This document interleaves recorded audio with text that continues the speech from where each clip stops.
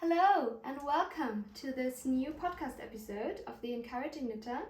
My name is Sandra, this is Frodo the Golden, and in this episode I'd like to talk about my morning routine and how I integrate elements of slow living into my morning routine and what I can recommend, especially in the shifts of seasons. Now we have March, so from winter, still wintry sort of months to the spring, and what I'm knitting right now and what I'm wearing, because what you see right now here, the zipper sweater by PetiteKnit, has been one of my most challenging knitting projects yet, but also one of my most rewarding ones, and probably also one of those that I've worn the most.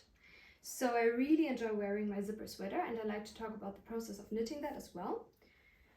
But, well, I hope you have your knitting project with you right now to just knit along with me here. I'm having the Novice Cardigan Chunky Edition on my needles right now. And I really enjoy knitting it with these larger pins, with these larger needles, almost like chopsticks. They have, I think these are 7 millimeters even. So it was quite a transition from knitting my vanilla socks on 2.5 millimeters to going to these bigger needles here for this project.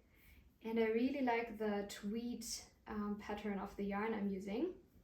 It's the six-legged tweed here that I'm using for this, and the Knitting for Olive soft silk mohair in oat. So this is the combo I'm using here. And I can't wait to finally wear it, because I stopped buying knitwear when I started knitting myself in November 2020, and I had a lot of sweater projects till now, but I'm lacking cardigans, so I need something to wear in layers even for the spring that's coming up, and I can't wait to have a bit more of fresh cardigans in my closet. After that, I'm looking forward to knitting the Agnete cardigan by PetiteKnit, but that's a more advanced pattern though, so I thought it's smarter to start with the novice version, and a chunky knit is a bit faster to be finished, so yeah, I placed that before.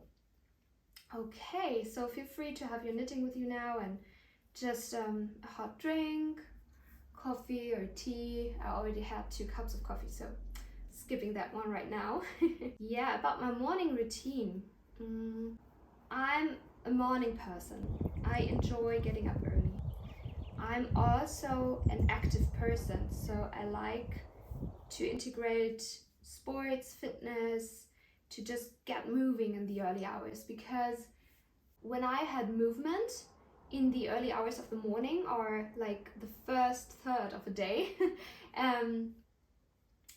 the whole day I feel more refreshed.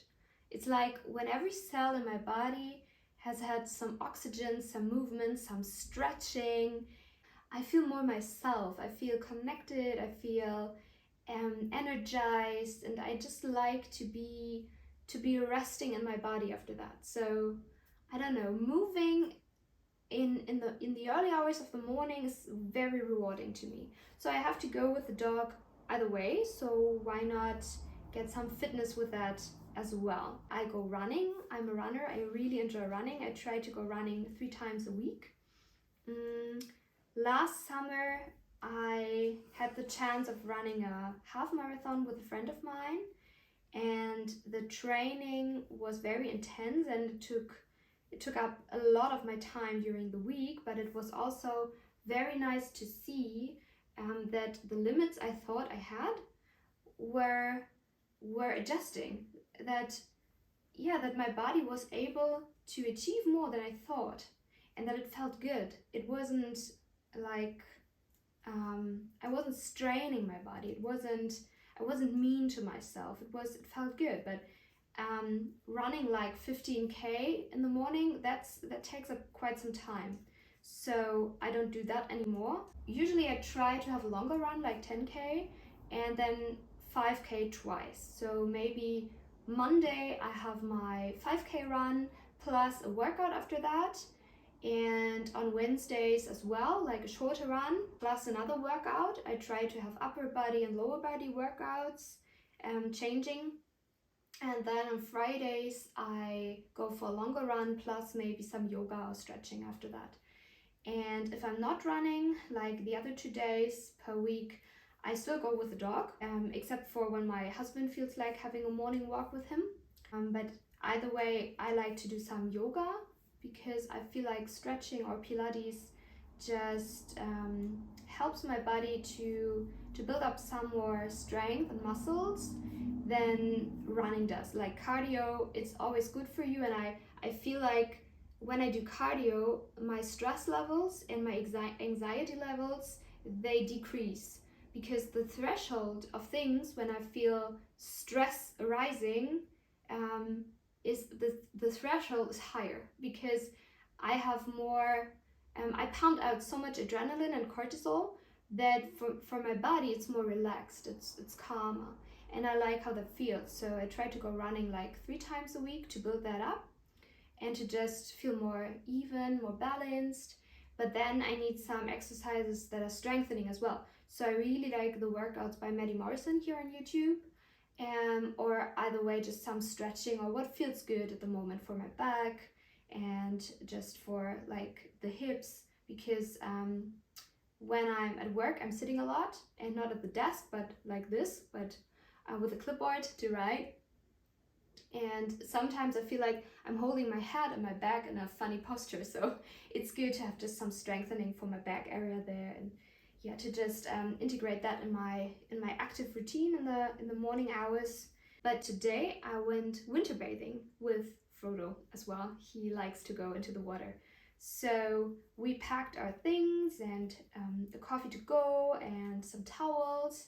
And I put on my bathing suit, and I have these special slippers for my feet when I go into the water, because my feet and my hands, they tend to get really cold when winter bathing, and the blood circulation somehow is obstructed. So I need to protect feet and hands. So my husband bought me as a Christmas gift, he bought me like these water slippers that I put on as well, and they're very helpful.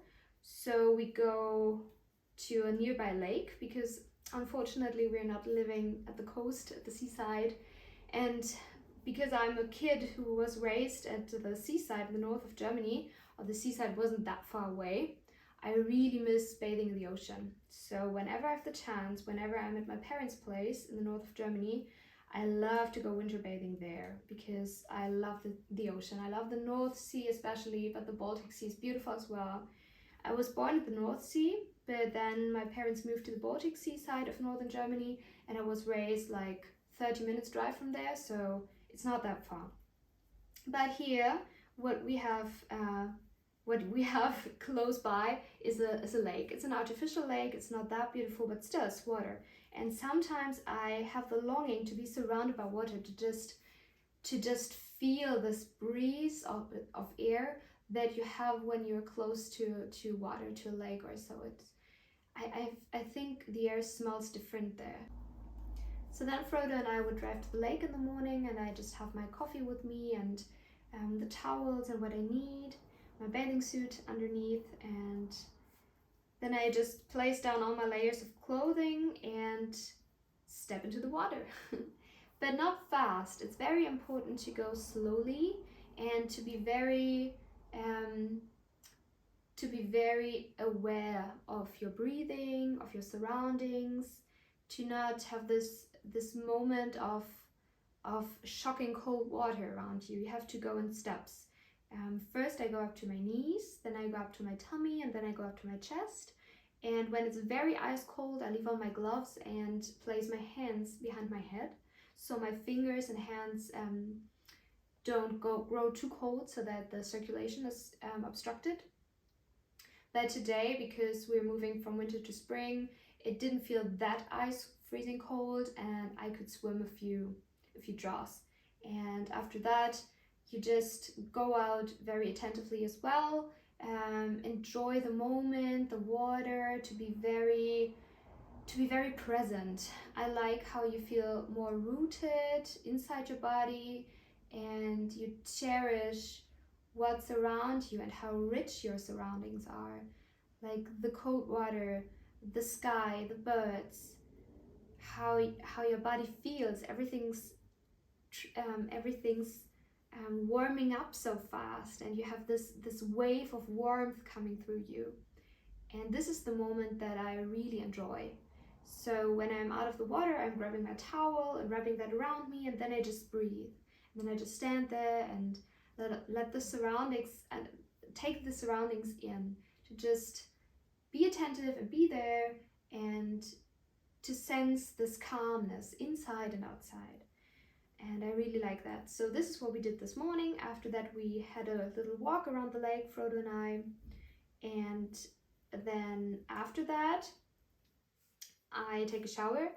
But I try to have a cold shower after having a hot one as well. So my body kind of just wakes up. I like having like this brief cold shower after the regular warm or hot shower, to just be in sort of the training of changing temperatures and my body to adapt to that more easily. And it's also good for your circulation and your cardiovascular system, and it helps against mood swings as well. So training to be surrounded by cold water, and to that you don't have to fight like the cold, that your body is able to cope with that. It's a good thing for different aspects. I learned that it helps me to wind down a bit, de-stressing more, and just growing calmer. I like that. After that, I enjoy breakfast. I'm a breakfast person. Breakfast is one of my most important meals per day, and I really like porridge in all its variations. I like oatmeal porridge, I like buckwheat porridge, I like spelt porridge, I like all the kinds of toppings, nuts and fruit, dried fruit, but also almond butter on top, like drizzled almond butter and some cinnamon, and I'm a huge fan of that.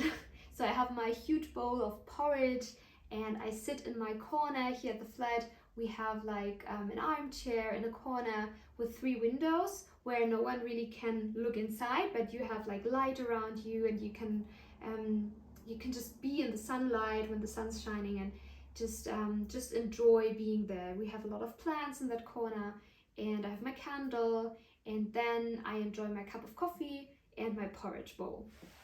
And what's coming then is one of the main aspects of my morning routine, and it's a very special time for me. I need that, like I need my daily bread, my porridge, my breakfast, and this is spending time with God. As I told you in the first episode, I'm a Christian, so I'm a believer in Jesus Christ, and I read the Bible. I read the Bible every day, or I try to read the Bible, because this is like my daily bread. It's helping me to refocus my mind, and to just like I put on clothes, I want to put on God's word. I want to be wrapped in his love for me, and just be aware of what he speaks about me. So what I'm currently reading is the first book of Samuel in the Bible, according to my reading plan here. And I just like to be guided through these different chapters, to just have like an impulse reading every morning, like a devotional, to get some fresh thoughts on that, and to dwell on them, to meditate on scripture. And this is as important to me as really eating physical food, to eat spiritual food. So this is what I do in the morning. And then I have my journal with me. I try to write down what's on my mind, what I'm praying for at the moment, which prayers have been answered, what I'm grateful for. I like to cultivate like this mindset of thanksgiving, praise and worship, to just not focus on my thoughts all the time and what's going on in my mind, but to reset my focus on who God is and who he says he is, and how thankful I am for this life, how grateful I am for who he is and what he did for me, and to just cultivate this heart of openness and thankfulness, gratefulness, but also worship. I like to worship at the piano and singing worship songs, but also to worship while writing things down, to just remind myself of what God has done for me in the past, but also what he's doing right now and what he says he will be doing in his word. So I write that down, and this is very cool because you have your own record of that. I have a lot of prayer journals, a lot of sort of my own chronicles that I can go to when I have challenging times. I can just find what God did to me in another back then challenging time, and I can read that up and know, okay, he's got this. I've got provision in him. It's going to be fine. And this is very encouraging to me. So, and after that, I have some time to pray and just to prepare for the day. And then I go to work most days. I see my patients, and just I really like my work. I really like talking to my colleagues, but also working with my patients and celebrating them, and it's encouraging to me to see the steps of growth in this work. It's very rewarding work, I think, and exciting times, because tomorrow Frodo's starting his first class of the therapy dog training, so keep you posted about that. But I think it's so cool that I can integrate my dog in this work, because there are so many people who are afraid of dogs or have not met well-trained dogs yet. So it's good, if needed, to have them ready for that as well. Yeah, and then to my zipper sweater here. As I said, this is probably one of my most worn sweaters that I have. And I like that it's like this cozy, that you can zip it up all the way, and it's like having a scarf and a warm neck, very cozy. I like to put this on as a warming layer when on the airplane, for example, because it's oversized. It has a lot of positive ease, but not too much. So I think for me this is perfect. I've knitted it in size S, small. Usually for PetiteKnit I use size small for me, so this works out very good. And I've knitted it in the Sandnes Garn PetiteKnit and Filcolana, I think it's Tilia, yes, soft silk mohair, I think it is. So 2 strands, one PetiteKnit and one Filcolana. But I'm afraid I threw away the tags, and I don't know what the color codes were. So I'm not sure about the actual color. It's a bit brownish, nude-ish. Yeah. So there's a bit of a pattern there. Like the main strand, the PetiteKnit, is a bit lighter, and the Filcolana is a bit darker. So I bought them in Denmark, in Aarhus, at a Yarn Freak. So if I really needed to find out the color codes, I can write them, I think, or I can write some other yarn stores to maybe trace that back. I find that it's very helpful to document which yarn you use. So I started a spreadsheet for all my projects to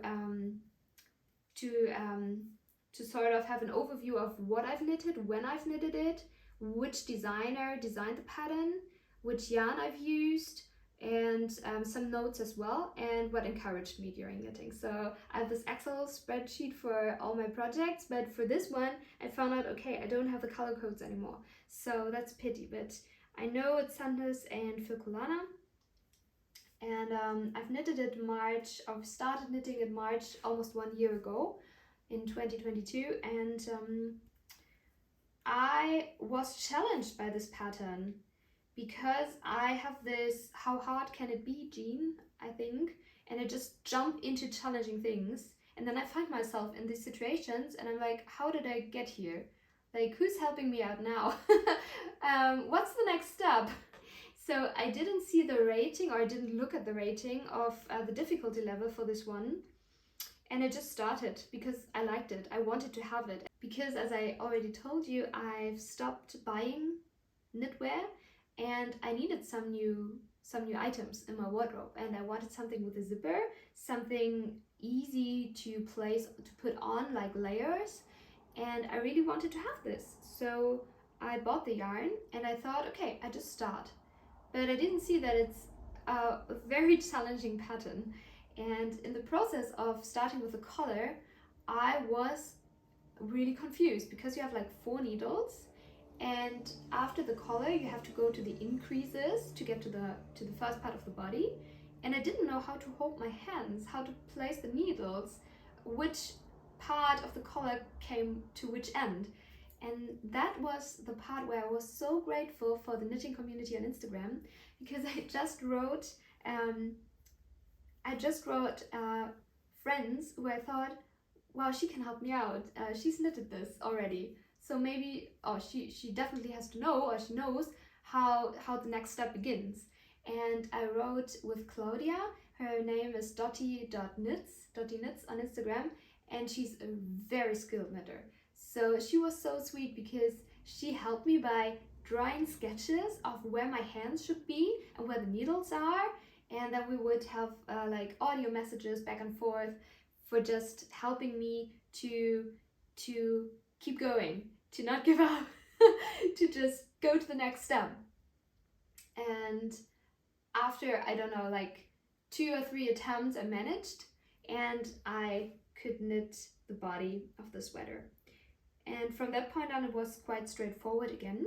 But what was challenging is the blend and the zipper that you had to sew into the blend.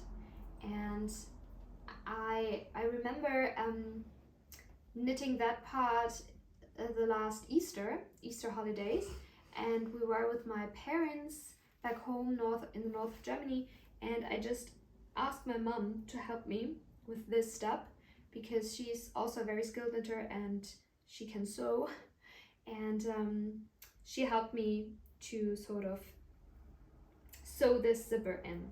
I bought this zipper together with the yarn in Denmark, so that was a very good thing because the fabric attached to the zipper comes in different colors, and this one is almost the same shade as my yarn, so it's very nice and yeah, blends in very nicely.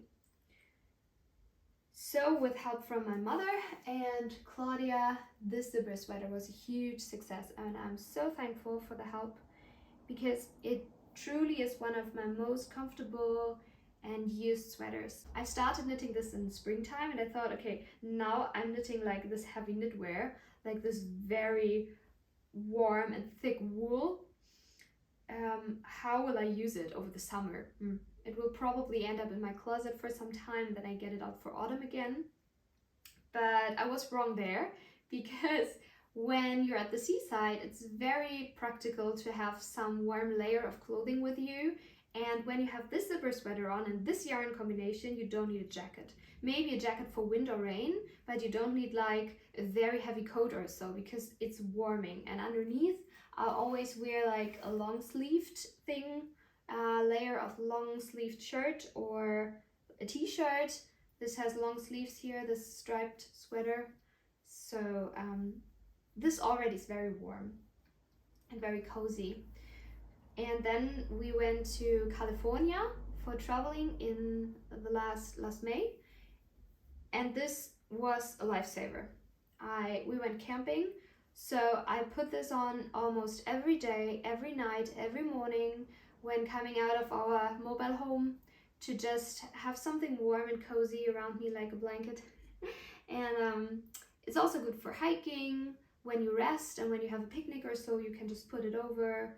And you can adjust the neckline if you want like a scarf tied around your neck, or like some more breezy, easy style to just have the collar placed on your shoulders.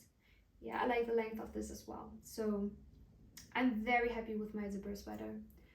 And I'm probably going to knit another one, but I'm thinking about the light version because PetiteKnit recently got out the lighter version of this pattern. And this could be a nice addition to my wardrobe as well. But first I have to get going with my cardigans to just have some variation there in my wardrobe.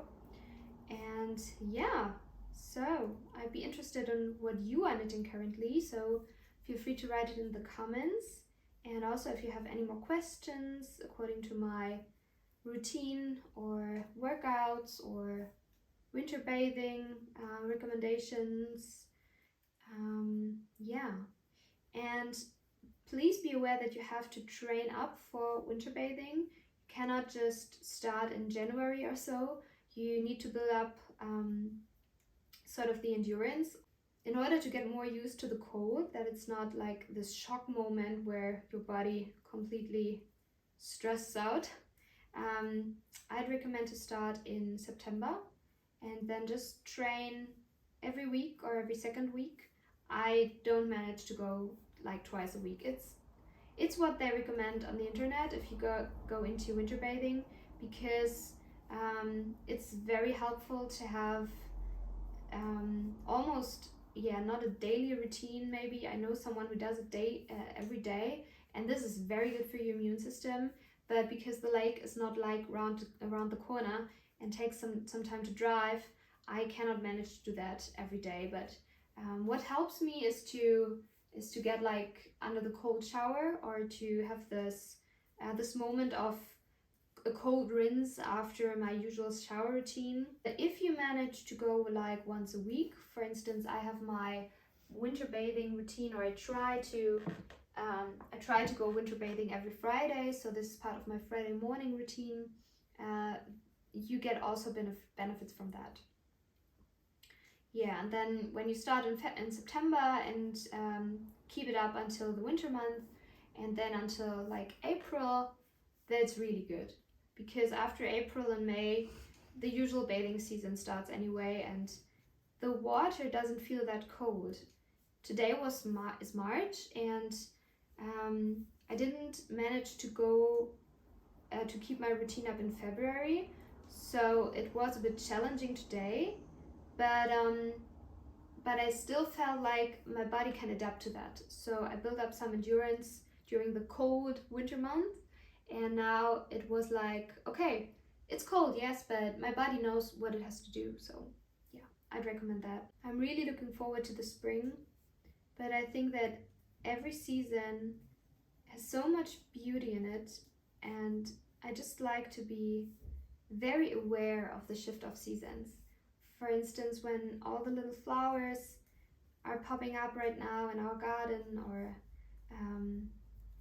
in the parks, on the lawns, it fills me with joy and gratitude for just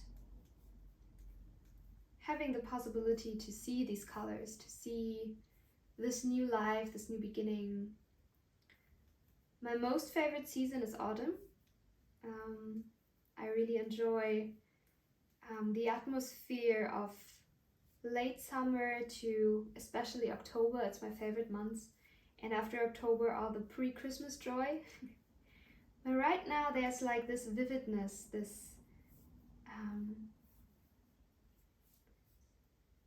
this freshness everywhere. It's so green and lush and just full of new life and new possibility, and I always feel like trying something new in the spring. Always challenging myself and growing, because everything grows, so it's nice. And I think it's how it's supposed to be. Like, some seasons are for coziness and winding down and relaxing and being good to yourself and taking good care of yourself, and other seasons are for activity and being outside and being in the sunlight, because even though the sun's maybe not even shining, but it's still there, like the sunlight's coming through the clouds either way. So it's very healthy to get that vitamin D, even though when the sun's not out, to go for a walk or to just stretch your nose in the light. What I also enjoy in the late winter months, like now the transition to spring, is to sit outside and feel the spring sunlight on my skin and just allow my pores, my system, to soak in the vitamin D.